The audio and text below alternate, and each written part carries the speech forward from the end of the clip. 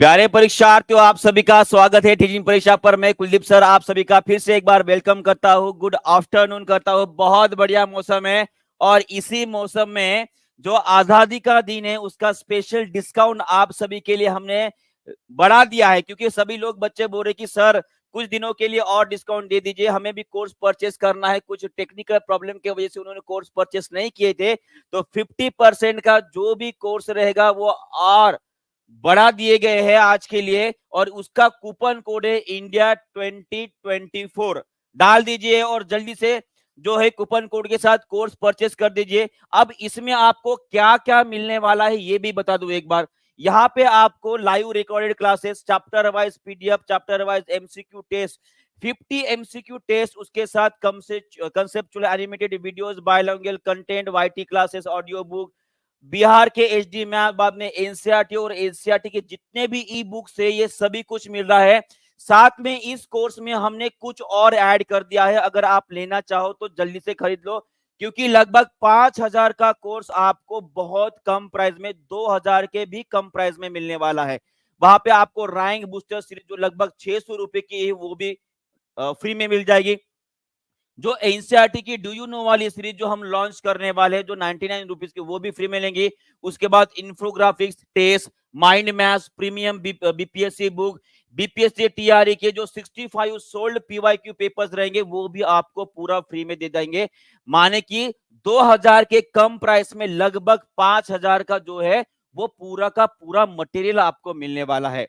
इसीलिए बोल रहे कि जल्दी से अपनी सीट बुक कर लीजिए और पढ़ना शुरू कर दीजिए, क्योंकि ओएमआर आई थी आप सभी को पता है, पर कुछ कारणों की वजह से ओएमआर फिर से आने वाली है, ये भी आपको पता है, बराबर है। तो अगर राह देखते रहोगे, माने की शुरुआत हो चुकी है और जल्दी ही इस महीने में या अगले महीने के पहले हफ्ते तक आपका रिजल्ट आने की चांसेस बने हैं।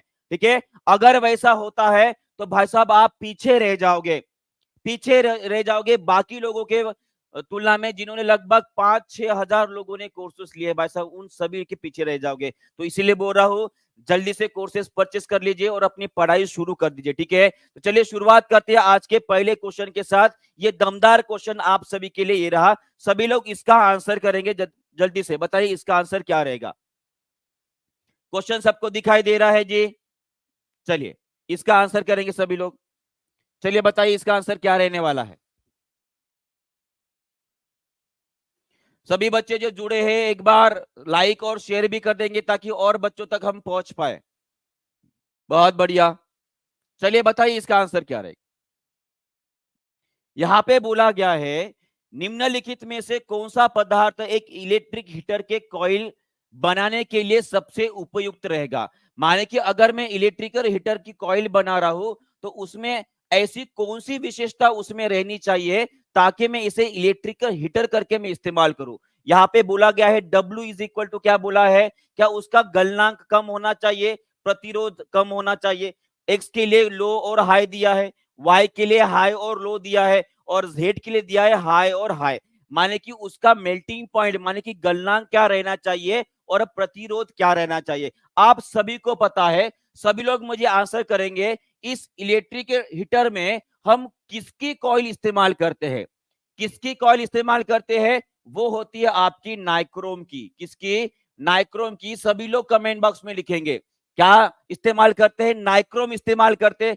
और आप सभी को पता है उसका मेल्टिंग पॉइंट कैसे रहना चाहिए, इसका होता है हाई। उसका मेल्टिंग पॉइंट कैसे रहेगा? हाई रहेगा। और आप सभी को पता है अगर मैं उससे ऊष्मा बनाने वाला हूं, कहने का मतलब उसका रेजिस्टेंस कितना कैसे रहना चाहिए, रेजिस्टेंस माने कि प्रतिरोध, ये भी आपका हाई रहना चाहिए। माने कि गलनांक भी ज्यादा चाहिए और उसका प्रतिरोध भी ज्यादा चाहिए, जो कि आपको मिल रहा है जेड में। माने कि आपका आंसर रहेगा जेड। क्या रहेगा? जेड। ये नए प्रकार का पैटर्न है, ये नए प्रकार का पैटर्न है जो आजकल नई एग्जामिनेशन में यूज किया जा रहा है। हो सकता है इस प्रकार का पैटर्न आगे बीपीएससी भी इस्तेमाल करे, तो इस पैटर्न के लिए भी आपको तैयार रहना है। या समझ में आ गया सभी को? यहां तक क्लियर है?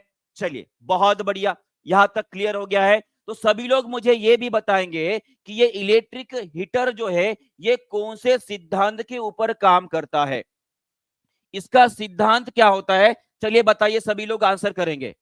नहीं समझे, क्या नहीं समझे? गलनांक ज्यादा होना चाहिए और उसका भाई साहब जो है रेजिस्टेंस भी ज्यादा चाहिए। चलिए सभी लोग बताएंगे जी। हाँ बिल्कुल, high melting point and higher resistance होना चाहिए। ठीक है, सिद्धांत कौन सा होता है, उसे बोलते हैं जूल्स इफेक्ट। सभी लोग कमेंट बॉक्स में लिखेंगे क्या होता है, जूल्स इफेक्ट। जूल्स इफेक्ट माने क्या होता है, जूल्स इफेक्ट इसे ही बोलते हैं विद्युत का, विद्युत का ऊष्मा प्रभाव, ऊष्मा प्रभाव, या उसे ही हम क्या बोलते हैं, heating effect of electric current, heating effect of electric current बोलते हैं। ये भी आपको याद रखना है। क्लियर हो गया सभी को? चलिए बहुत बढ़िया, आगे बढ़ते। चलिए नेक्स्ट क्वेश्चन आप सभी के लिए ये रहा, सभी लोग इसका भी आंसर कर देंगे जल्दी से।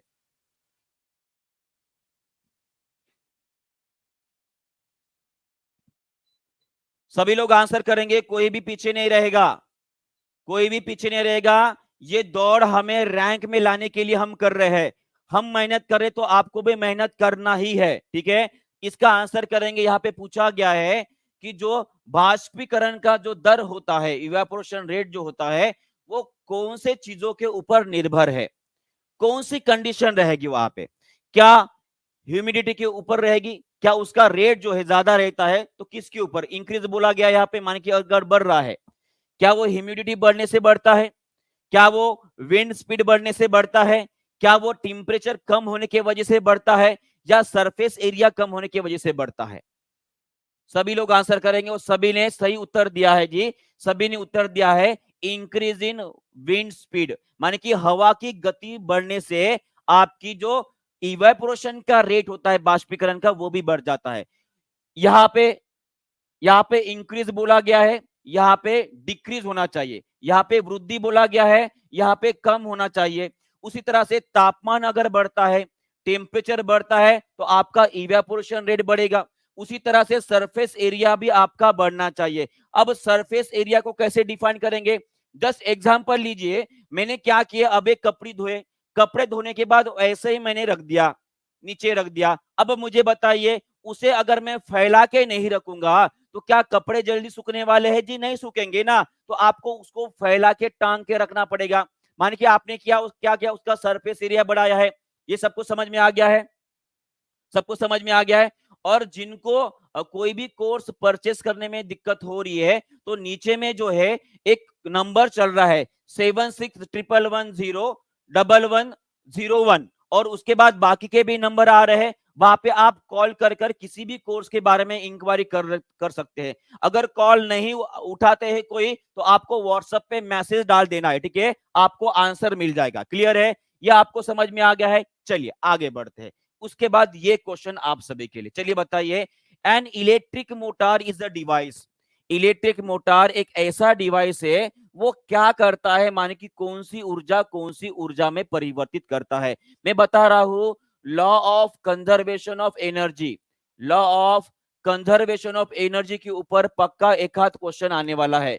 इसके ऊपर क्वेश्चन आने के चांसेस बहुत ज्यादा बने हैं। तो सभी लोग आंसर करेंगे, जल्दी से बताइए।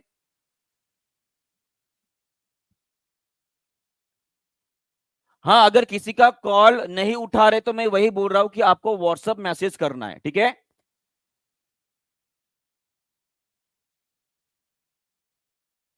बहुत बढ़िया, सभी लोगों ने आंसर कर दिया है। इलेक्ट्रिक मोटर क्या करते हैं भाई साहब, क्या करता है, इसे हम विद्युत देते हैं, माने कि करंट प्रोवाइड करते हैं, और ये भाई साहब घूमने लगती है। क्या लगती है? घूमने लगती है। इसका मतलब क्या है, हमने विद्युत ऊर्जा को दिया है और घूमने लगे, मतलब ये आपकी यांत्रिक ऊर्जा हो गई। कौन सी ऊर्जा? यांत्रिक ऊर्जा। माने कि आपका आंसर आएगा इलेक्ट्रिक एनर्जी का मैकेनिकल एनर्जी में कन्वर्शन हो रहा है, माने कि आपका आंसर ए रहेगा। आंसर क्या रहेगा? आर रहेगा, ए रहेगा। Okay, okay. उसके बाद देखिए, कोई मुझे इसका एग्जांपल बता सकता है क्या, मैकेनिकल एनर्जी का इलेक्ट्रिकल एनर्जी में कन्वर्ट करने वाला कौन सा डिवाइस होता है? ये होता है आपका जनरेटर। क्या होता है जी? जनरेटर। आप सभी को पता है जनरेटर क्या होता है। जनरेटर माने कि वो जनरेटर की बात कर रहा हूं जो बड़े बड़े पावर प्लांट्स में इस्तेमाल किए जाते हैं। वहां पे पानी की भाप डाली जाती है और उसको जो उसका व्हील होता है वो घुमाया जाता है और घुमाने के बाद आपको क्या मिलती है जी? इलेक्ट्रिक एनर्जी मिलती है। माने कि हमने इसे यांत्रिक ऊर्जा दी और उसने परिवर्तित किया इलेक्ट्रिकल एनर्जी में। इसका एक उदाहरण बता दीजिए सभी लोग। ये सोलार एनर्जी का इलेक्ट्रिकल एनर्जी में कन्वर्ट करने वाला कोई एक उदाहरण बता देंगे सभी लोग। चलिए बताइए इसका आंसर क्या रहेगा जी? इसका उदाहरण क्या रहने वाला है? चलिए सभी लोग बताएंगे। ये इसके बारे में हमने पढ़ा है, सोलार एनर्जी का इलेक्ट्रिकल एनर्जी में माने कि सौर ऊर्जा का विद्युत ऊर्जा में कन्वर्ट करने वाला एक डिवाइस होता है जिसे बोलते हैं, जी हाँ बिल्कुल सही जा रहे हो भाई साहब, उसे बोलेंगे सोलार सेल या इसे ही एक और नाम है फोटो वोल्टाइक सेल भी बोलते हैं उसे। ठीक है ना? ये दोनों भी चीजें आपको ध्यान में रखनी है। उसके बाद electrical energy to heat energy convert करने वाले डिवाइस अभी अभी हमने देखे हैं, जो आपका इलेक्ट्रिकल हीटर है, इलेक्ट्रिक हीटर हो गया है, उसके बाद गीजर हो गया है, उसके बाद इस्त्री हो गई है। ये सभी के सभी डिवाइस क्या करते हैं? आपके इलेक्ट्रिकल एनर्जी को हीट एनर्जी में कन्वर्ट करते हैं। तो इस तरह से हर चीज आपको याद रहनी चाहिए, आनी चाहिए। क्लियर है? समझ में आ गया है? चलिए आगे बढ़ते हैं। और ये बहुत सारे उदाहरण यहाँ पे दिए गए हैं, बहुत सारे उदाहरण जो अभी हमने देखा है। ये उदाहरण आपका तो बिल्कुल मन पसंदीदा होना चाहिए। हम जो खाना खाते हैं, हम जो खाना खाते हैं, ये कौन सी ऊर्जा रहेगी? आपकी रासायनिक ऊर्जा रहेगी। कौन सी ऊर्जा रहेगी? रासायनिक ऊर्जा रहेगी। और उससे जो हम काम करते हैं, जैसे कि ये साइकिल चला रहे हैं भाई साहब, तो ये कौन सी ऊर्जा हो गई? मैकेनिकल माने की यांत्रिक ऊर्जा हो गई। क्लियर हो गया जी? ये सभी के सभी क्वेश्चन मैंने एनसीईआरटी से निकाले हुए हैं, एनसीईआरटी से बनाए हैं क्वेश्चन। ठीक है? चलिए इसका आंसर कर देंगे। ये क्वेश्चन आया हुआ है एग्जामिनेशन में, देखते हैं। सर टेलीग्राम पर पीडीएफ मिलेगा का? जी हाँ बिल्कुल पीडीएफ मिलता है। वहां पे हम टेस्ट भी डालते हैं, जैसे कि हर संडे को हमारी टेस्ट होती है, वो हर संडे की जो साइंस की टेस्ट होती है, हम बस उसका जो है टेस्ट, वो आपको वाईटी वाली टेस्ट बोल रहा हूँ। ठीक है? वाईटी वाली टेस्ट आपको टेलीग्राम चैनल के ऊपर ही मिलती है। तो सभी लोग जो है बच्चे एक बार लाइक भी कर देंगे इसी बात के ऊपर और शेयर भी कर देंगे। ठीक है? चलिए सभी लोग जल्दी जल्दी जुड़ जाएंगे और जल्दी जल्दी आंसर भी बताएंगे। बहुत बढ़िया, बहुत बढ़िया। सभी लोग आंसर बता रहे हैं, पर इसका आंसर थोड़ा ढूंढने की कोशिश करते हैं। ठीक है? देखिए इन्होंने क्या बोला है, प्रकाश की एक किरण समतल दर्पण पर गिर रही है। गिरने दो भाई साहब, गिर गई और परावर्तित हो रही है ना? सतह के ऊपर परावर्तित हो रही है। यदि आपतित किरण परावर्तक सतह के साथ, देखिए यहाँ पे गड़बड़ कर दिया आप लोगों ने। यहाँ पे बोला कि आपतित किरण परावर्तक सतह के साथ 40 डिग्री बना रहा है। ये हो गई आपकी आपतित किरण और उसने सतह के साथ 40 डिग्री का एंगल बनाया है। तो आपको क्या पूछा है? आपको पूछा गया है कि आपतित किरण और संगत परावर्तित किरण के बीच का कोण, माने कि आपको आपतित किरण, ये हो गई आपतित किरण और ये परावर्तित किरण, इन दोनों के बीच का आपको एंगल पूछा गया है। चलिए सभी लोग एक बार फिर से रिवाइज करेंगे इस क्वेश्चन को। जो कंडीशन बनाई गई है वो मैंने यहाँ पे डाल दिए। ये रिफ्लेक्शन ऑफ लाइट का सबसे हार्ड क्वेश्चन है। ठीक है? और यहाँ पे 40 दिया है, तो ये कितना हो जाएगा जी बताओ? ये कितना हो जाएगा? ये 50 हो जाएगा। ये अगर 50 है तो ये भी कितना रहेगा? 50 ही तो रहेगा। Angle of incidence is equal to angle of reflection, हमारा लॉ ऑफ रिफ्लेक्शन बोलता है। माने कि आपका एंगल कितना हो गया भाई जी?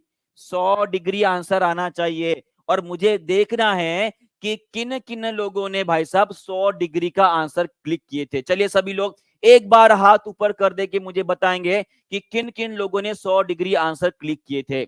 माने कि उनका कंसेप्ट अच्छा क्लियर हो गया है, अभी सबको समझ में आ गया है। चलिए बहुत बढ़िया, आगे बढ़ते। नेक्स्ट क्वेश्चन आप सभी के लिए, ये भी आपके लिए इंपॉर्टेंट क्वेश्चन रहेगा। ये भी आपके लिए इंपॉर्टेंट क्वेश्चन रहने वाला है। सभी लोग मुझे बताएंगे what is the main principle behind the working of periscope. Periscope के जो काम होता है, सिद्धांत होता है, उसका मुख्य सिद्धांत माने कि क्या रहेगा? चलिए बताइए। बहुत बढ़िया, सभी बहुत सारे लोगों ने सही उत्तर दिए थे, बहुत बढ़िया। चलिए इसका आंसर करेंगे सभी लोग। सभी लोग मुझे बताएंगे पेरिस्कोप का मुख्य सिद्धांत कौन सा होता है? ये देखिए आपने कुछ इस तरह का इंस्ट्रूमेंट आपने देखा होगा, है ना? वो जनरली जो आपके पनडुबिया होती है ना, पनडुब्बियां होती है वहां पे इस्तेमाल किए जाते हैं, पनडुब्बियों में। ठीक है, चलिए बताइए सभी लोग। बहुत बढ़िया। टोटल इंटरनल रिफ्लेक्शन बोल रहे हैं, multiple reflection, refraction of light. अभी भाई साहब देखिए, यहां पे आपका आंसर रहेगा मल्टीपल रिफ्लेक्शन। क्या रहेगा? मल्टीपल रिफ्लेक्शन इसका आंसर रहेगा। देखिए कैसे होता है ये थोड़ा जान लेते हैं। ठीक है, जान लेते हैं। देखिए क्या हो रहा है, यहां से लाइट आया, यहां पे जो है दो आईने लगाए रहते हैं, आईने लगाए रहेंगे, इनका एंगल होता है आपका 45 डिग्री। सभी लोग कमेंट बॉक्स में लिखेंगे पेरिस्कोप जो काम करता है वो काम करता है मल्टीपल रिफ्लेक्शन के सिद्धांत के ऊपर काम करता है। ये कैसे काम करता है आपको बता रहा हूं। जैसे कि मान लीजिए मैं यहां से देख रहा हूं, है ना, यहाँ पे कोई एक सुंदर सी कन्या जा रही है, ये एक सुंदर सी कन्या यहां से जा रही है और उसे मैं छुपकर से देख रहा हूं। ठीक है, मैंने देख रहा हूं, उसका कुछ नाम रखते थे भाई साहब। ठीक है भाई साहब, मैंने अगर देख लिया ना तो आपकी जो भाभी जी है मैं बहुत मारेंगे मुझे। ठीक है, तो मैं नहीं देख रहा हूं, ठीक है, आप कोई नहीं बताएगा। हाँ, यहां से देख रहे हैं कोई सुंदर कन्या को, तो सुंदर कन्या से आने वाली जो आपकी प्रकाश की किरणें रहेगी वो 45 डिग्री के ऊपर रखे हुए दो आयनों के बीच में क्या होगी? रिफ्लेक्ट होगी, परावर्तित होगी। कैसे होगी? यहां पे टकराई, सीधे नीचे गई, यहां पे टकराई, सीधे आपके आंखों में चली गई है। माने कि यहां पे लाइट का रिफ्लेक्शन कितने बार हुआ है? 2 बार हुआ है। यहां पे क्वेश्चन ऐसा भी बनता है कि पेरिस्कोप में जो आपके आईने रखे हैं वो कौन से कोण में रखे गए हैं, उनका एंगल क्या रहेगा जी? वो रहेगा आपका 45 डिग्री और ये भी रहेगा आपका 45 डिग्री। यहां पे समझ में आ गया सिद्धांत कैसे रहेगा? समझ में आ गया है? अरे भाई साहब, जो घर की सरकार होती है ना, वही सरकार होती है जो हमें चला रही है। अगर उससे नहीं डरेंगे तो देश से बाहर निकाल दिए जाएंगे, वहां पे मोदी जी भी कुछ भी नहीं कर पाएंगे। समझे ना? समझ रहे हो कि बात को? जिसकी शादी हुई है भाई साहब वही समझ सकता है। क्लियर है? चलिए, ये क्लियर हो गया सभी को, समझ में आ गया है? चलिए आगे बढ़ते हैं। ठीक है, चलिए। और ये रही आपकी पनडुब्बी, है ना। इन पनडुब्बी में आपने अक्सर देखा होगा ऐसा कुछ बाहर निकला होता है और यहां से जो है वो देखने का काम करते हैं। ठीक है, पेरिस्कोप। ओके, चलिए चलिए इसका आंसर करेंगे सभी लोग। ये एनसीईआरटी की जो 7वीं कक्षा है ना, वहां पे ये एग्जाम्पल आपको दिए हैं और इसके ऊपर क्वेश्चन भी आए हुए हैं, है ना। हाँ जी, डरते हैं तो डरते हैं, इसमें डर, इसमें छुपाने की क्या बात है? चलिए बताइए सभी लोग। क्लीडोस्कोप, ये बचपन में आपने खेला होगा इसके साथ, अगर नहीं खेला होगा तो हमने बनाया भी था, है ना। ये कैसे होता है इसका भी आंसर आपको करना है जी, बिल्कुल सभी लोग आंसर करेंगे। तुक्का मार रहे हो भाई साहब? तुक्का नहीं मारना है। इसका आंसर क्या रहेगा? इसका भी आंसर आपका रहेगा मल्टीपल रिफ्लेक्शन। क्या रहेगा? मल्टीपल रिफ्लेक्शन के ऊपर ही काम करता है ये भी। और आपने कुछ इस तरह की डायग्राम भाई साहब देखी होगी, ये एनसीईआरटी में दिया गया है। ठीक है, आपको कुछ इस प्रकार के विभिन्न रंग के जो है आपको आकार देखने को मिलते हैं।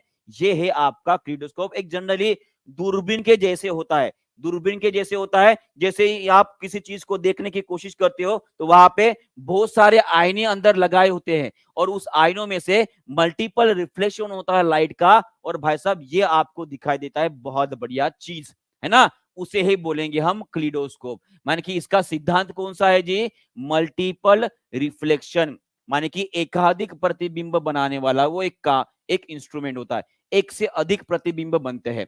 माने कि जैसे कि मैं किसी इंसान को देख रहा हूं तो आपको कुछ इस तरह से दिखाई देगा, इस तरह से दिखाई देगा, गोले गोले में ऐसे अरेंज रहेंगे इस तरह से। ठीक है, इस तरह से दिखाई देते हैं। क्लियर है सभी को? यहां तक समझ में आ गया है? चलिए आगे बढ़ते हैं, आगे बढ़ते हैं। चलिए ये क्वेश्चन बताएंगे सभी लोग। विच of the following statement is true about the real and virtual image? ये बहुत कंफ्यूजिंग कंफ्यूजिंग कंसेप्ट है। बहुत सारे लोगों को पता ही नहीं होती है कि वास्तविक छवि क्या होती है और आभासी छवि क्या होती है, जिसे हम प्रतिबिंब भी बोलते हैं। चलिए,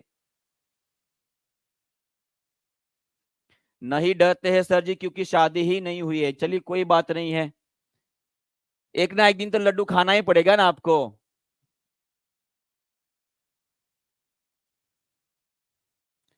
ओके ठीक है अजीत जी, हम ध्यान रखेंगे, ठीक है, सिस्टमैटिक्स वैसे ही लिख रहे हैं वैसे भी। हाँ, सभी लोग इसका आंसर करेंगे, जल्दी से बताइए इसका आंसर क्या रहने वाला है। बहुत बढ़िया, कोई सी बोल रहे, कोई बी बोल रहा है। देखिए होता क्या है, पहले इस इमेज को देखिए, आपको क्या दिखाई दे रहा है ना। ये देखिए आपका अवतल दर्पण की यहाँ पे इमेज मैंने डाली है। अवतल दर्पण, आपका दर्पण यहां पर है और उसका प्रतिबिंब जो है आपको सामने दिखाई दे रहा है और बीच में आपका ऑब्जेक्ट रखा है। ये पहली कंडीशन हो गई, ये आपकी हो गई पहली कंडीशन। उसी तरह से ये आपका उत्तल दर्पण है ना, और उत्तल दर्पण के अंदर ही आपको प्रतिबिंब दिखाई दे रहा है। माने कि यहाँ पे क्या हुआ है, बीच में आपका इमेज है, एक साइड में आपका ये है आपका अवतल दर्पण है और दूसरे साइड में आपको प्रतिबिंब दिखाई दे रहा है। यहाँ पे उसके अंदर ही प्रतिबिंब दिखाई दे रहा है। ये आपका है समतल दर्पण, है ना, प्लेन मिरर जिसे बोलेंगे। प्लेन मिरर में भी आपको प्रतिबिंब आईने के अंदर ही दिखने को मिलती है। अब यहाँ पे एक बात ये आती है कि जहां जहां पर आप किसी भी प्रतिबिंब को पर्दे के ऊपर डाल सकते हो, मान कि स्क्रीन के ऊपर डाल सकते हो, वहां पे आपकी बनती है रियल इमेज। क्या बनती है, रियल इमेज बनती है, ये आपको याद रखना है। और जब कभी भी किसी प्रतिबिंब को आप पर्दे के ऊपर नहीं डाल सकते हो, वहां पे स्क्रीन के ऊपर उसे नहीं रख सकते हो, वहां पे आपकी बनेगी वर्चुअल इमेज। क्या बनेगी, वर्चुअल, माने कि जिसे बोलेंगे हम आभासी इमेज। आभासी इमेज बनती है, आभासी प्रतिबिंब बनता है। कहने का अर्थ यह है कि जब कभी भी आप अवतल दर्पण का इस्तेमाल करते हो, अवतल दर्पण में आपका कैसा इमेज बनेगा, रियल इमेज बनेगा। यहाँ पे बहुत इंपॉर्टेंट बात बता रहा हूं, जो मैं बता रहा हूं आप लोगों को कमेंट बॉक्स में लिखना है। अवतल दर्पण की बात कर रहा हूं तो अवतल दर्पण में आपका रियल इमेज बनता है, माने कि वास्तविक प्रतिबिंब बनता है। वही अगर कॉन्वेक्स मिरर, माने कि उत्तल दर्पण और प्लेन मिरर जिसे हम समतल दर्पण बोलते हैं, वहां पे आपका कौन सा इमेज बनेगा, वो बनेगा आपका आभासी इमेज।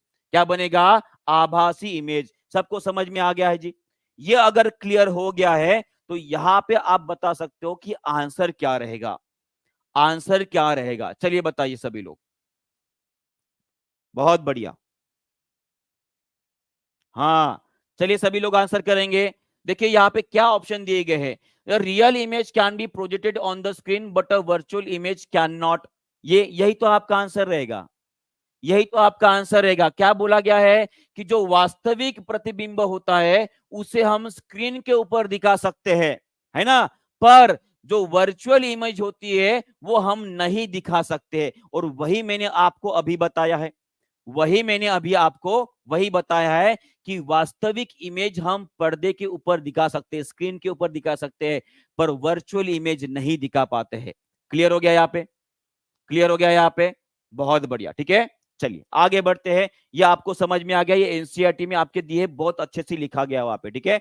चलिए इसका आंसर करेंगे सभी लोग। What is the focal length of plane mirror. अब आप देख रहे हो हम थोड़े से एडवांस क्वेश्चन की तरफ बढ़ रहे हैं, है ना। जो इजी वाले टॉपिक थे वो तो हमारे लगभग कंप्लीट हो चुके हैं, अभी एडवांस स्टेज में एंट्री कर रहे हैं, लाइट और लेंस में, है ना। अभी सबसे पहले हम क्या पढ़ेंगे, मिरर पढ़ेंगे। उसके बाद पहले लाइट के कुछ क्वेश्चंस लेते, लाइट, मिरर और लेंस। फिजिक्स का ये टॉपिक अभी हमारा शुरू हुआ है और जिसमें सभी लोगों को सबसे ज्यादा कंफ्यूजन होता है, फोकल लेंथ कितना रहेगा मिरर, प्लेन मिरर का। सबसे पहले आपको समझना रहेगा कि फोकल लेंथ मतलब क्या होता है। जैसे कि ये आपका कौन सा मिरर रहेगा जी, ये आपका है अवतल दर्पण। ये कौन सा दर्पण है, अवतल दर्पण है। जब कभी भी यहाँ पे आप कोई भी किरणें डालोगे, ये किरणें आ रही है प्रकाश की, तो ये एक जगह के ऊपर जमा हो जाएगी, है ना, एक जगह के ऊपर जमा होगी। जहां पे जमा होने वाली है इसे बोलते हैं फोकस।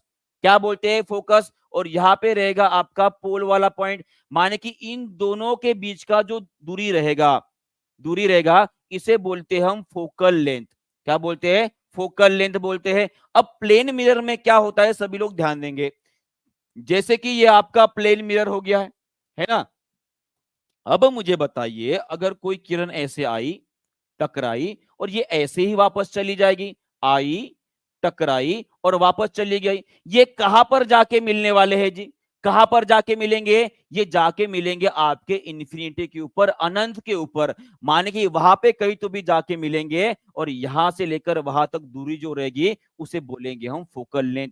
माने कि जो समतल दर्पण होता है उसका उसका फोकल लेंथ कितना रहेगा? इनफाइनाइट रहेगा, अनंत रहेगा। क्या क्या रहेगा? अनंत रहेगा। क्लियर है सभी को? इतना समझ में आ गया है? ओके। अगर ये कंसेप्ट आपको समझ में आ गया है तो एक बार लाइक कर देंगे जिन बच्चों ने लाइक नहीं किया है, और शेयर भी कर देंगे अपने दोस्तों और परिवारजनों के साथ। ठीक है जी, चलिए आगे बढ़ते हैं। ठीक है, चलिए आगे बढ़ते हैं। नेक्स्ट क्वेश्चन, हाँ थोड़ा सा देख लेते हैं कि समतल दर्पण की विशेषता क्या होती है। जो बातें मैं बता रहा हूं सभी बातों को आपको कमेंट बॉक्स में लिखना है, ये आपको याद रखना है। ठीक है, पहली बात ये होती है कि जो भी प्रतिबिंब बनता है समतल दर्पण में वो लैटरली इन्वर्टेड होता है। अब लैटरली इन्वर्टेड का मतलब क्या है? जैसे कि मैंने यह हाथ खड़ी किए, आईने में खड़ा हूं, मैंने जैसे ही राइट हैंड खड़ा किए तो जो दर्पण में आप देख पा रहे हो खुद को वो आपका लेफ्ट हैंड खड़ा करेगा। माने कि क्या हो रहा है? राइट हैंड के जगह पे वो लेफ्ट हैंड खड़ा करेगा। इसे बोला जाता है लैटरली इन्वर्टेड बोला जाता है, माने कि पार्श्वता उल्टा बोला जाता है। ये क्लियर हो गया पहली बात। दूसरी बात, वहां पे हमेशा आभासी प्रतिबिंब बनेगा, वर्चुअल इमेज बनेगा। सभी लोग कमेंट बॉक्स में लिखेंगे, मैं जो बता रहा हूं ये बहुत इंपॉर्टेंट टॉपिक है। ठीक है, हाँ लैटरली इन्वर्टेड हो गया, वर्चुअली इमेज हो गया, आभासी प्रतिबिंब बनेगा। उसके साथ साथ यहां पे जो भी इमेज बनेगी वो एग्जैक्टली आपके ही साइज की रहेगी। माने कि अगर मैं खुद को आईने में देख रहा हूं तो जो मेरा 5.5 फुट वाला हाइट रहेगा वही 5.5 फुट वाले कुलदीप सर आपको आईने में दिखेंगे।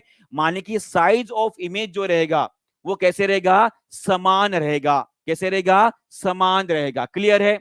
और जितने दूरी पर मैं खड़ा रहूंगा, माने कि यहाँ पे साइज कैसे रहेगा जी? साइज सेम रहेगा। कैसे रहेगा? सेम रहेगा। और जो दूरी रहेगी आईने से आपकी वो भी दूरी आपकी समान रहेगी। माने कि ऑब्जेक्ट ऑब्जेक्ट और इमेज की दूरी जो रहेगी भाई साहब ये भी आपकी सेम रहेगी, चाहे कहीं पर भी जा लो। क्लियर है? यहां पे समझ में आ गया है? आधा दिखेगा ना सर, वो आईने के साइज के ऊपर डिपेंड करेंगे ना, कि बड़ा वाला आईना लगो ना आपके साइज का। क्लियर है यहाँ पे? चलिए आगे बढ़ते हैं। इसके ऊपर कुछ क्वेश्चंस ले रहा हूं, सभी लोग इसके आंसर करेंगे। जल्दी जल्दी बताइए। The image form by the plane mirror, image form of the plane mirror, समतल दर्पण द्वारा बनाई गई छवि कैसी रहेगी? जल्दी जल्दी सभी लोग आंसर करेंगे, हमें जल्दी जल्दी बहुत सारे क्वेश्चन लेने हैं, बहुत सारे क्वेश्चन लेने हैं। चलिए बताइए, चलिए सभी लोग आंसर करेंगे। क्या रहेगी जी? क्या छोटी इमेज बनती है? जी नहीं, गलत है। क्या बड़ी इमेज बनेगी? जी नहीं, गलत है। सेम साइज की बनेगी। कैसी बनेगी? सेम साइज की बनेगी, यह आपका उत्तर रहना चाहिए। कैसी बनेगी? सेम साइज की बनेगी। सबाजी बोल रही कि हमारे यहाँ पे रेफ्रिजरेटर में भी मिरर है। क्या बात है, बहुत बढ़िया, ये समझ में आ गया। चलिए नेक्स्ट क्वेश्चन आप सभी के लिए रहा, चलिए इसका भी आंसर कर देंगे। चलिए बताइए इसका आंसर क्या रहेगा? Which of the following statement is true about the orientation of the image form by the plane mirror? माने कि अगर कोई छवि बन रही है आपके समतल दर्पण में तो उसके में से कौन सा कथन सही बोला गया है, यहां पे बोला गया है। चलिए बताइए, सभी लोग आंसर करेंगे। ये वाला हमेशा ध्यान में रखना, राइट हैंड उठाओगे तो दर्पण में जो कुलदीप सर है वो लेफ्ट हैंड उठाएंगे। कहा गया लेफ्ट हैंड, ये रहा लेफ्ट हैंड। क्लियर है? चलिए बताइए।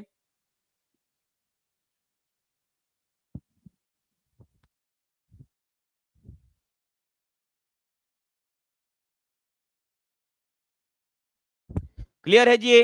चलिए सभी लोग आंसर करेंगे। क्या रहेगा? The image is laterally inverted. भाई साहब अभी तो बताया था, दाया उठाओगे तो बाया उठेगा, है ना। मुंडी ऐसे घुमाओगे तो मुंडी वो ऐसे घुमाएगा। समझ में आ रहा है मैं क्या बोलना चाह रहा हूं? एक गाल के ऊपर यहां पे चाटा मारोगे तो ऐसे लगेगा कि इस गाल के ऊपर चाटा पड़ा है। ऐसे होता है, ऐसे ही होता है। ठीक है, चलिए आगे बढ़ते हैं और नेक्स्ट क्वेश्चन आप सभी के लिए बताएं। समतल दर्पण द्वारा बने प्रतिबिंब के बारे में निम्नलिखित में से कौन सा कथन सत्य है? चलिए इसको भी बता देंगे सभी लोग। ट्रू स्टेटमेंट क्या बोला गया है? अगर कोई प्रतिबिंब प्लेन मिरर में बन रहा है, माने कि समतल दर्पण में बन रहा है। चलिए बताइए। ओके, हाँ क्या रहेगा, इमेज रियल रहेगा, कैसे रहेगा, बहुत बढ़िया, कैसे रहेगा, अच्छा अभी अभी मैंने आपको बताया है कि प्लेन मिरर में जो भी आपका प्रतिबिंब बनता है भाई साहब, जिन लोगों को समझ में नहीं आया है रट्टा मार लो, जो भी बनेगा वो वास्तविक बनेगा। कैसे बनेगा, वास्तविक बनता है। और कैसे रहता है, सेम साइज का होता है, सेम साइज का होता है और समान दूरी पे ऊपर होता है, समान दूरी पे होता है और भाई साहब सीधी इमेज होती है। अब ऐसा तो कभी नहीं हुआ कि आईने में आप बाल कर रहे हो सलमान खान की तरह और वहां पे सलमान खान जो है उल्टा बाल कर रहा है, ऐसा कभी देखे हो भाई साहब, ऐसा कभी नहीं होता है। माने कि आईने में अगर सीधे खड़े हो तो वहां पे भी आप सीधे ही दिखाई दोगे, उल्टे नहीं दिखाई देते हो। माने कि कैसे रहेगी जी भाई साहब, virtual and erect, option number B आपका सही रहेगा। वर्चुअल माने की हो गई आपकी आभासी और सीधे ही तो दिखाई दे दोगे। सभी लोग खुद को करेक्ट कर लेंगे जी, सभी लोग खुद को करेक्ट कर लेंगे। अभी ये याद कर लो, अभी ये याद कर लो, सभी लोग कमेंट बॉक्स में लिखेंगे कि प्लेन मिरर के वजह से बनने वाली जो प्रतिबिंब होती है वो कैसी होती है, वो होती है आप जी देखिए, सॉरी यहां पे गलती हो गई मेरी, वास्तविक नहीं होती है, ठीक है, वास्तविक नहीं होती है, आभासी होती है, सॉरी यहां पे थोड़ा सा करेक्ट कर लेंगे, आभासी रहेगी। कैसी रहेगी, आभासी रहेगी, वर्चुअल रहती है। ओके, सभी लोग एक बार क्लियर कर लेंगे सबको खुद को, वहां पे आभासी प्रतिबिंब बनेगा, समान साइज का बनेगा और समान दूरी पर बनेगा और सीधी बनेगी, ठीक है, आभासी होती है, माय मिस्टेक, ठीक है, क्लियर कर देंगे सभी लोग, ठीक है, आभासी रहेगी। क्लियर है, समझ में आ गया है, चलिए बहुत बढ़िया, आगे बढ़ते हैं, ठीक है, आगे बढ़ते हैं। ये देखिए आपको यहाँ पे दिखाई दे रहा है कि प्लेन मिरर की वजह से कितने इमेज बनती है। जैसे कि समान दूरी का मतलब क्या होता है, अगर इस मिरर से ये पेड़ जो है यहाँ पे 10 मीटर पर रहेगा तो ये जो पेड़ यहाँ पे बन रहा है, इमेज जो बन रही है ये भी आपकी 10 मीटर की रहेगी। इसकी हाइट अगर 50 मीटर की थी तो इसकी भी हाइट कितनी रहेगी जी, ये भी आपकी 50 मीटर की रहेगी। ये और ये प्रतिबिंब कैसे बनेगा, ये आपका आभासी रहेगा। कैसे रहेगा, आभासी माने कि वर्चुअल रहेगा। कैसे रहेगा, वर्चुअल रहेगा। क्यों रहेगा वर्चुअल, एक बात ध्यान में रखिए, यहां पे आपका ऑब्जेक्ट है और आपकी इमेज इस साइड बन रही है ना, तो यहां पे इसे हम पर्दे के ऊपर नहीं फोकस कर पाएंगे। ये बात आपको ध्यान में रखनी है। क्लियर है जी, क्लियर है सभी को, क्लियर हो गया, चलिए आगे बढ़ते हैं, ठीक है। चलिए नेक्स्ट क्वेश्चन आप सभी के लिए ये रहा, यहां पे पूछा गया है कि विच of the following mirror is converging mirror. Converging mirror का मतलब क्या होता है, जिसे हम अभिसारी दर्पण बोलते हैं।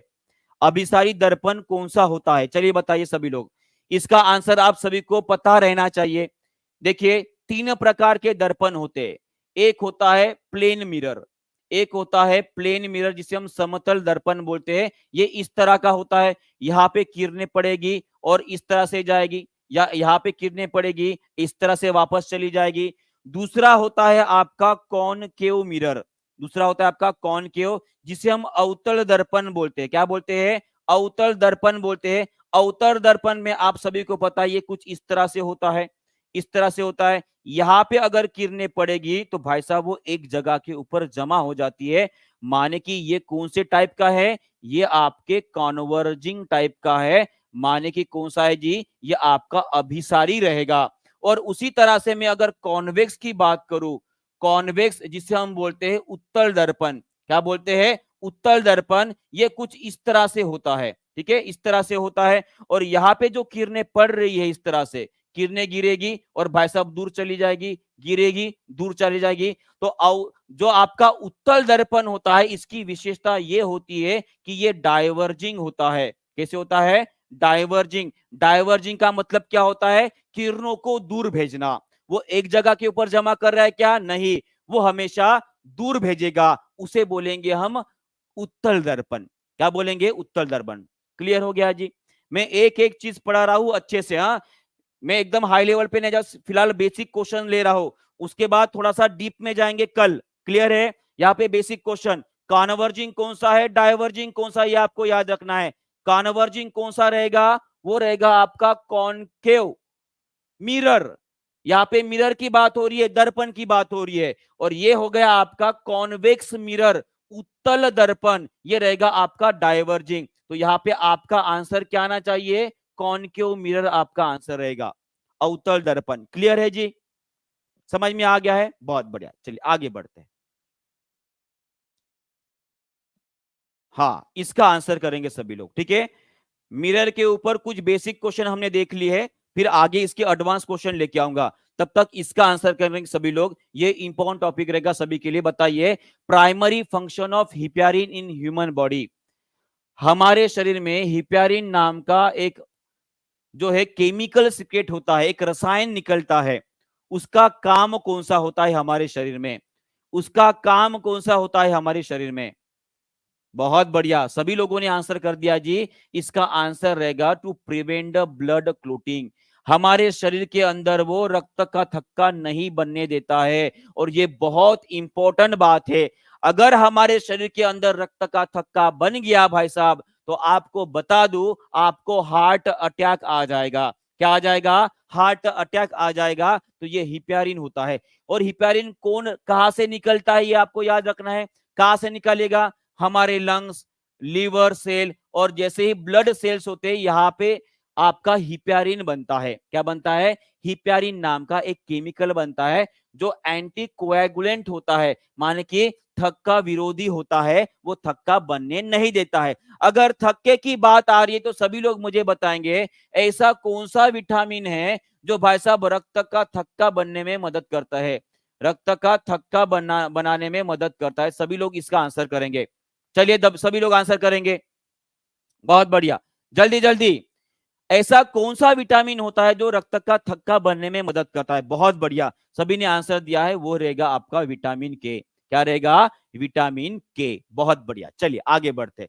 और ये पता है क्या है? ये है आपकी लीच। ये क्या है? लीच। और आप सभी को पता है, ये लीच को अगर आपके शरीर पे छोड़ दे तो इस तरह से वो चिपक जाएगी और खून चूसना शुरू कर देगी। माने कि इसका पोषण कौन से प्रकार का है? इसका पोषण कौन से प्रकार का है? देखते ही इसका आंसर कौन करता है? इसे बोला जाता है पैरासाइट बोला जाता है। क्या बोला जाता है? पैरासाइट बोला जाता है, जिसके बारे में मैंने कल आपको बताया था। उसी तरह से ये भी एक प्रकार का केमिकल रिलीज करती है। केमिकल जिससे कि रक्त का थक्का नहीं बनता है, उसका नाम है हीरुडिन। हीरुडिन। सभी लोग कमेंट बॉक्स में लिखेंगे उस केमिकल का नाम क्या है जी? हीरुडिन। हीरुडिन लिखो। सभी लोग आंसर में लिखेंगे हीरोडिन। सभी लोग आंसर में लिखेंगे हीरोडिन, ठीक है। बहुत बढ़िया। और सभी लोग मुझे बताएंगे, हम मानव में कौन से प्रकार का पोषण होता है? कौन से प्रकार का पोषण होता है, ये भी मुझे आंसर चाहिए। मैंने बोला था ये आप सभी के लिए इंपॉर्टेंट रहेगा। मैंने बोला था ये आप सभी के लिए इंपॉर्टेंट रहेगा। इससे बहुत डर लगता है। ये तो आपको शायद पता होगा, ये तो मेडिसिन करके इस्तेमाल की जाती है ना। इसका आंसर करेंगे सभी लोग। हमारा मानव में कौन से प्रकार का हेलोजोइक। हाँ,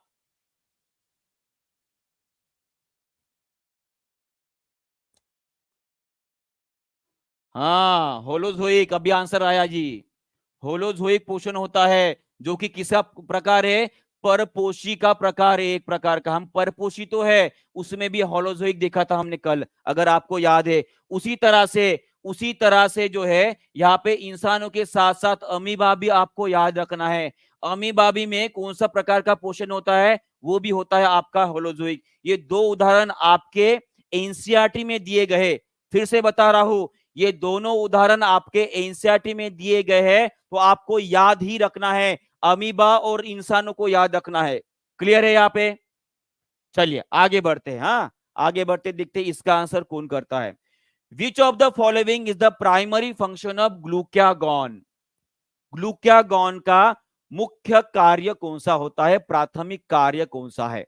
चलिए बताइए सभी लोग, इसका देखते हैं इसका आंसर कौन कौन करता है। ये बहुत इंपॉर्टेंट एंजाइम है एक प्रकार का, है ना। और कौन रिलीज करता है आप सभी को पता है। ग्लूकागॉन कौन रिलीज करता है जी? आपका अग्नाशय।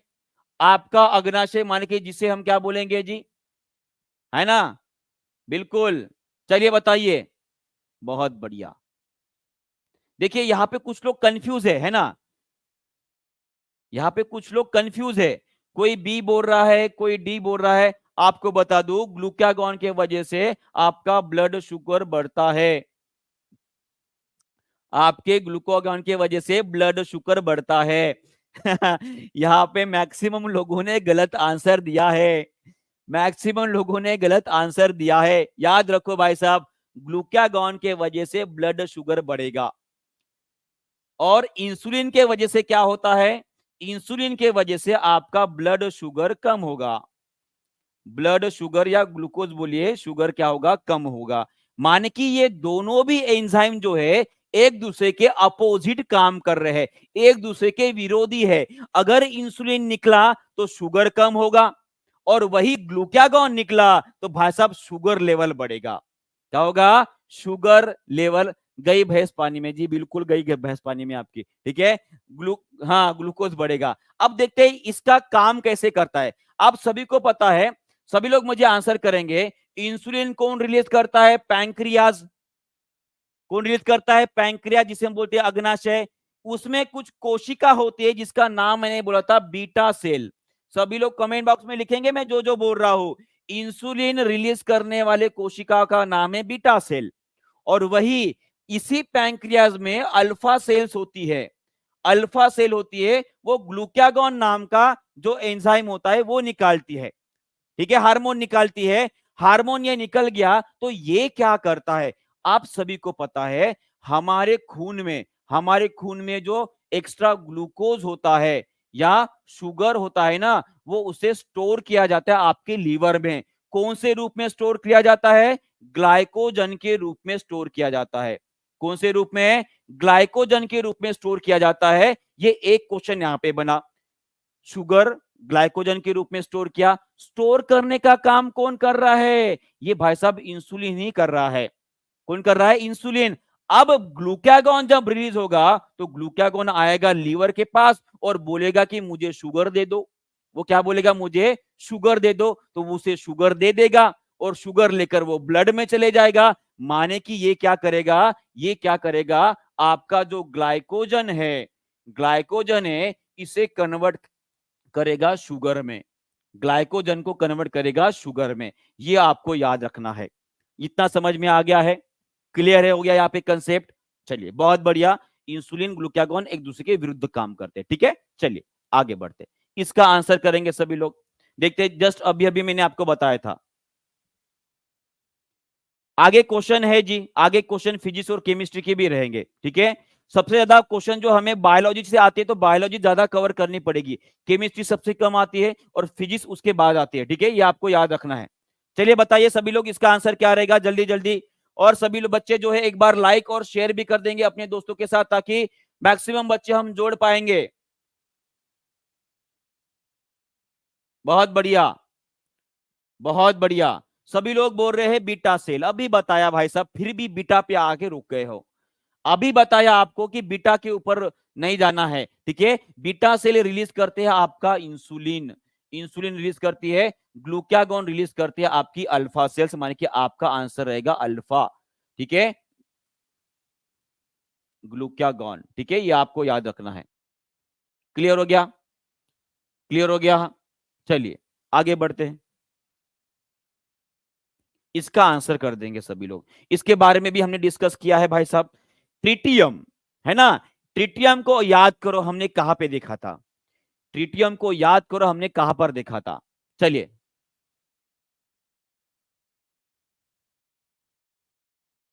सभी लोग आंसर करेंगे जल्दी जल्दी, बताइए इसका आंसर क्या रहेगा जी। बहुत बढ़िया, सभी बच्चों ने आंसर दे दिया। इसका आंसर रहेगा आपका हाइड्रोजन। ये समस्थानिक होता है आपका हाइड्रोजन का। यहां पे देख लीजिए, हाइड्रोजन के 3 समस्थानिक आपको याद ही रखना है। एक हो गया हाइड्रोजन जिसमें एक प्रोटॉन और एक इलेक्ट्रॉन होता है। दूसरा होता है आपका ड्यूटेरियम, दूसरा होता है आपका ड्यूटेरियम, और ड्यूटेरियम में एक प्रोटॉन, एक न्यूट्रॉन और एक इलेक्ट्रॉन रहेगा। तीसरा होता है आपका ट्रिटियम, दूसरा होता है ट्रिटियम होता है, इसमें एक प्रोटॉन, दो न्यूट्रॉन और एक इलेक्ट्रॉन होता है। ये आपको याद रखना है।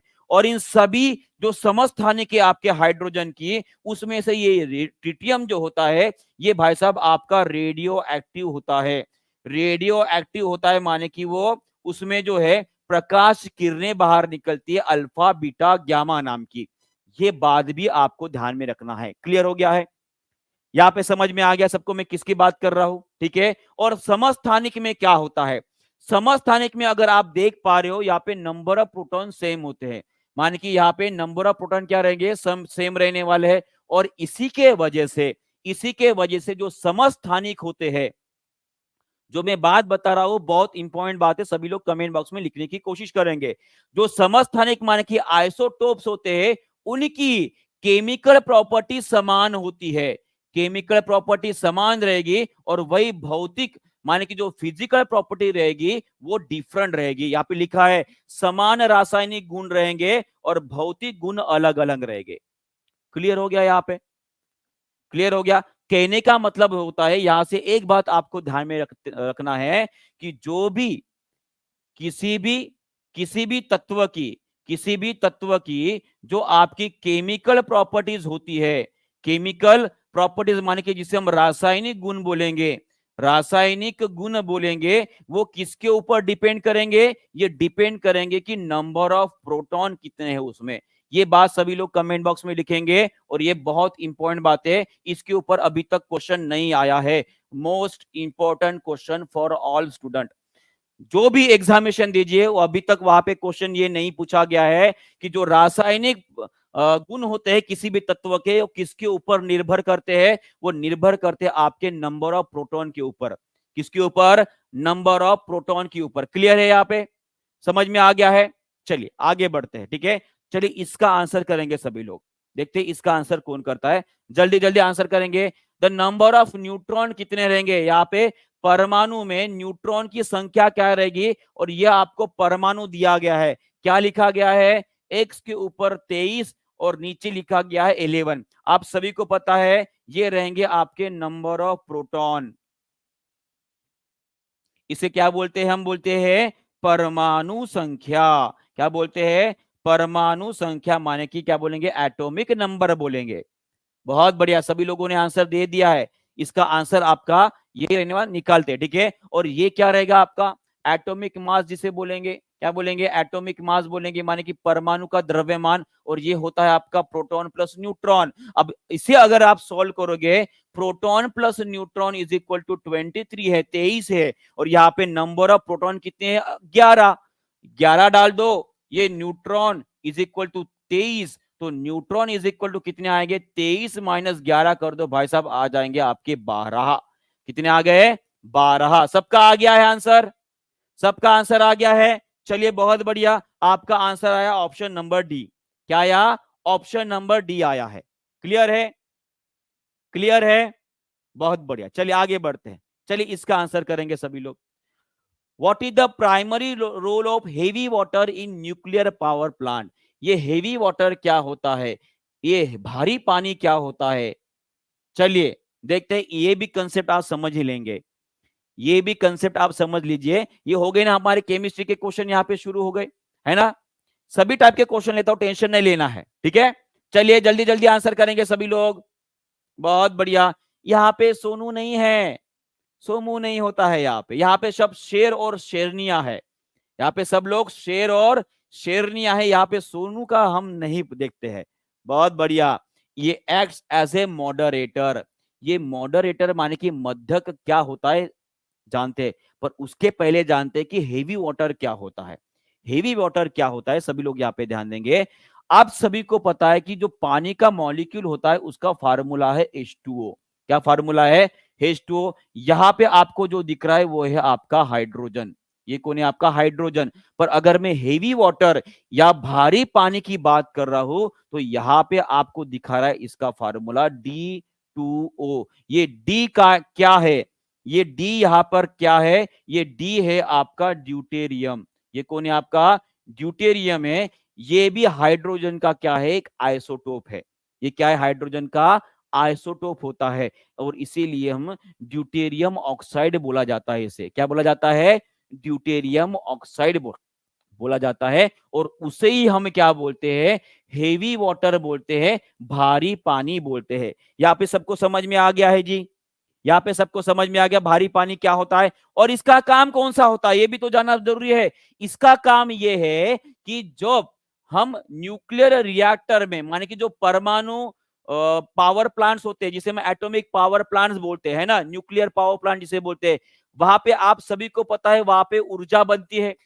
कौन से विधि से ऊर्जा बनती है, चलिए सभी लोग कमेंट बॉक्स में आंसर करेंगे। सभी लोग मुझे आंसर करेंगे कि परमाणु विद्युत ऊर्जा घर जो होते हैं, जिसे हम एटॉमिक पावर प्लांट बोलते हैं, वहां पे जो ऊर्जा बनती है वो कौन से विधि के ऊपर बनती है। चलिए सभी लोग बताएंगे, क्या वो न्यूक्लियर फिजन के वजह से होती है या न्यूक्लियर फ्यूजन के वजह से होती है।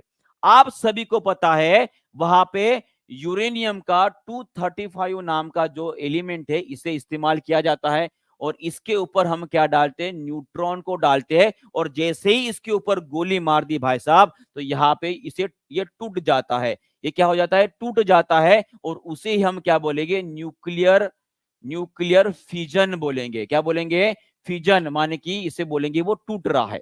और उसमें जो ऊर्जा निकल रही है, उसमें जो न्यूट्रॉन निकलते हैं ना, न्यूट्रॉन, इसकी ऊर्जा सोखने का काम करता है ये हेवी वाटर। क्या करता है, उसकी ऊर्जा सोखने का काम करता है, माने कि उसकी ऊर्जा सोखकर उसे स्लो कर देगा। क्लियर हो गया, यहाँ पे कौन सा काम करता है ये आपको याद रखना है। वो न्यूट्रॉन की ऊर्जा सोखकर उसे स्लो कर देगा, माने कि उसकी गति कम कर देगा। क्लियर है यहाँ पे, ओके। चलिए आगे बढ़ते हैं, ठीक है। चलिए इसका आंसर करेंगे सभी लोग, सभी लोग इसका आंसर करेंगे कि इसका आंसर क्या रहेगा जी। चलिए जल्दी जल्दी बताइए इसका आंसर क्या रहेगा। जो हेवी वाटर बोला जाता है, इसका कंपोजिशन क्या है, रासायनिक संरचना क्या है, उसका फार्मूला क्या है, अभी बताया। सभी लोग आंसर करेंगे, जल्दी जल्दी बताइए, सभी लोग आंसर करेंगे जल्दी जल्दी, क्या आंसर रहेगा, बहुत बढ़िया। सभी लोग आंसर करें, इसका आंसर रहेगा D2O। D2O माने क्या होता है, ड्यूटेरियम ऑक्साइड। सभी लोग कमेंट बॉक्स में लिखेंगे ड्यूटेरियम ऑक्साइड, ड्यूटेरियम ऑक्साइड, ठीक है। ये भी आपको याद रखना है। चलिए आगे बढ़ते हैं, आगे बढ़ते हैं। और एक बात आप सभी को बता दूं कि जो एनसीईआरटी की डू यू नो वाली सीरीज है, कुछ इस तरह से बनकर तैयार हो गई है, जल्दी से ही वो लॉन्च होने वाली है। आप सभी बच्चों के कोर्स में वो दिखाई देगी, ठीक है। जो कि 99 का कोर्स है वो भी आपको फ्री मिल रहा है अगर वो 50% वाला डिस्काउंट यूज कर आप कोर्स परचेस कर रहे हो। और इसमें देखिए मैं आपको बताना चाहूंगा कि इसमें क्वेश्चन कौन से प्रकार के होते हैं, क्योंकि कुछ बच्चे जो है कॉल कर पूछ रहे कि सर इसमें एक्चुअली होने वाला क्या है, ठीक है। तो यहाँ पे आप कुछ एग्जांपल्स आपको दिखाना चाहूंगा, जैसे कि ये एनसीईआरटी का एक ऐसा टॉपिक है। यहाँ पे बोजो और सहेली नाम के दो व्यक्ति दिखाए गए हैं। वो पूछ रहा है कि why do fish and frogs Lay's eggs in hundreds time, माने कि जो मछलियां और जो मेंढक होते हैं वो बहुत सारे अंडे क्यों देते हैं, है ना। और उसका आंसर किसने किया है, सहेली ने किया है। सहेली क्या बोल रही है कि वो थाउजेंड्स ऑफ अंडे देते हैं, बहुत सारे अंडे देते हैं। वो क्यों देते हैं, क्योंकि टू गेट फर्टिलाइजेशन, ठीक है, और उसमें न्यू इंडिविजुअल बने। क्योंकि होता यूं है कि उनका निषेचन का जो दर होता है वो कम होता है। आप सभी को पता होगा, आपने सुना भी होगा, मछली भलाई हजारों अंडे देती है पर उसमें से कुछ 10-15 ही बचते हैं। क्या होते हैं, 10-15 ही बचते हैं। और उसके वजह से वो क्या करते, वो किसके वजह से ऐसे होता है, क्योंकि उनका निषेचन कौन से प्रकार का होता है जी, वो होता है आपका एक्सटर्नल, बाहरी, बाह्य निषेचन जिसे बोलेंगे। और बाह्य निषेचन जहां पे होता है वहां पे जो नवजात बच्चा पैदा हो रहा है उसके जिंदा रहने के चांसेस बहुत कम होते हैं, जिंदा रहने के चांसेस बहुत कम होते हैं। और इसीलिए वो ढेर सारे अंडे देते हैं ताकि उसमें से 5-10 तो भी बच जाए, ठीक है। ये कारण होता है। और उसमें क्या होता है आप सभी को पता है, जो मेल अपना ये रहेगा, मछली रहेगी। चलिए एक क्वेश्चन पूछ लिएगा हिंदी वाली मैम को, ठीक है, ईशा मैम से एक क्वेश्चन आप सभी लोग पूछ लिएगा। क्वेश्चन ये है कि मछली जो है, ठीक है, वो नर होता है या मादी होता है? पिछली बार आपने मेंढक के बारे में पूछा था, अभी आपको क्या पूछना है कि जो मछली में बोल रहा हूं ये नर है या मादा है, नर है या मादा है। चलिए कौन कौन पूछने वाला है एक बार हाथ ऊपर कर देंगे, ठीक है, कौन कौन ऊपर, हाँ पूछेगा एक बार हाथ ऊपर कर देंगे। और इसमें जो है, और पानी के वजह से जो है, पानी हवा बाकी चीजों के वजह से वो नहीं बच पाते, ठीक है। चलिए पूछ लीजिएगा, और इसके ऊपर क्वेश्चन कैसे पूछे जाते हैं ये भी आपको दिखाना चाहूंगा, उसका आंसर करेंगे सभी लोग, ठीक है। चलिए इसका आंसर करें तो देखते हैं कौन कौन आंसर करता है। Why do not all eggs laid by these animals get fertilize, माने कि यहाँ पे पूछा गया है कि जो मछली मेंढक हो गए, इनके द्वारा दिए गए ये सभी के सभी अंडे जो है उनका निषेचन क्यों नहीं होता है, उनका निषेचन क्यों नहीं होता है। चलिए बताइए आंसर, सभी लोग आंसर करेंगे।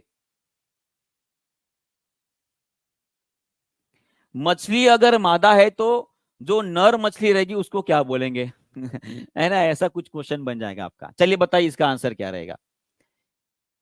बहुत बढ़िया, सभी लोगों ने आंसर कर दिया। इसका आंसर रहेगा ऑप्शन नंबर बी, क्योंकि क्या होता है, पानी के वजह से, हवा के वजह से, और जो भी बड़ी बड़ी भारी बारिश होती है उनके वजह से क्या होता है, उनके अंडे जो है वो बह जाते हैं, और उन्हीं के वजह से क्या होता है, उनके बहुत सारे अंडों का निषेचन नहीं होता है, ठीक है।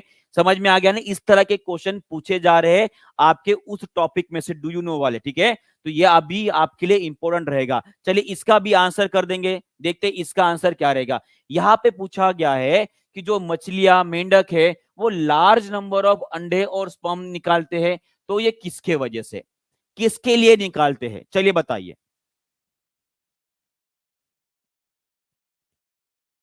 सभी लोग आंसर करेंगे,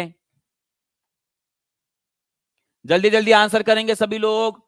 और जिन बच्चों ने लाइक, अरे भाई साहब आपने 500 लाइक कंप्लीट कर दिए, आपने 500 लाइक कंप्लीट किए, आपका बहुत बहुत धन्यवाद।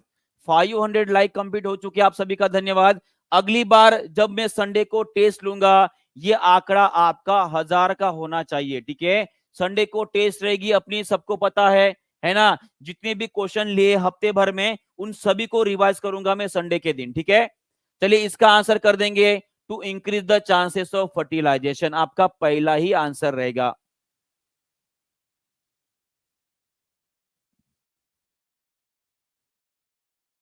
आपका पहला ही आंसर रहेगा, ठीक है। इस तरह के क्वेश्चन पूछे जाते हैं आपके डू यू नो में, और इसी तरह के क्वेश्चन भी आपको पढ़ाया जाएगा वहां पे, ठीक है। ये बहुत इंपॉर्टेंट रहेगी आप सभी के लिए।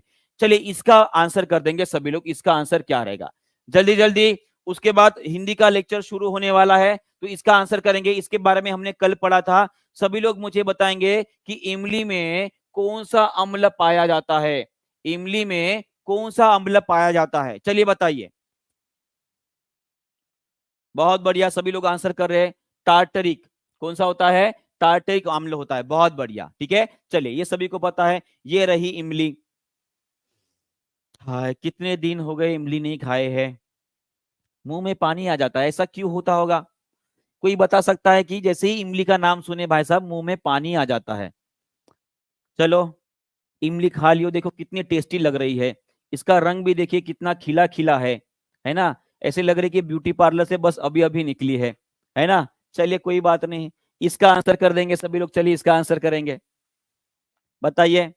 Who is consider father of angiology?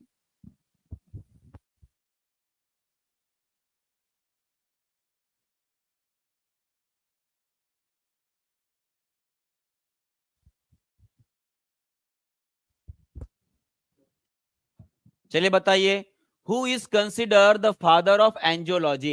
Angiology के पप्पा किसे बोला जाता है, जनक किसे बोला जाता है, सभी लोग आंसर करेंगे, बहुत बढ़िया। यहाँ पे आंसर सभी लोग कर रहे हैं पर तुक्का मार रहे हैं, इसका आंसर विलियम हार्वे है। उसका आंसर क्या है, विलियम हार्वे है। तुक्का नहीं मारियो भाई साहब। जी हाँ, बिल्कुल फेशियल करवा के आए थे यहाँ, कल 15 अगस्त है ना, बड़े चमक रहे होंगे है ना, उसके वजह से। इसका आंसर रहेगा आपका विलियम हार्वे। और आपको बता दूं ये है आपके विलियम हार्वे, और इन्हें बोला जाता है फादर ऑफ एंजियोलॉजी। अब एंजियोलॉजी मतलब क्या होता है?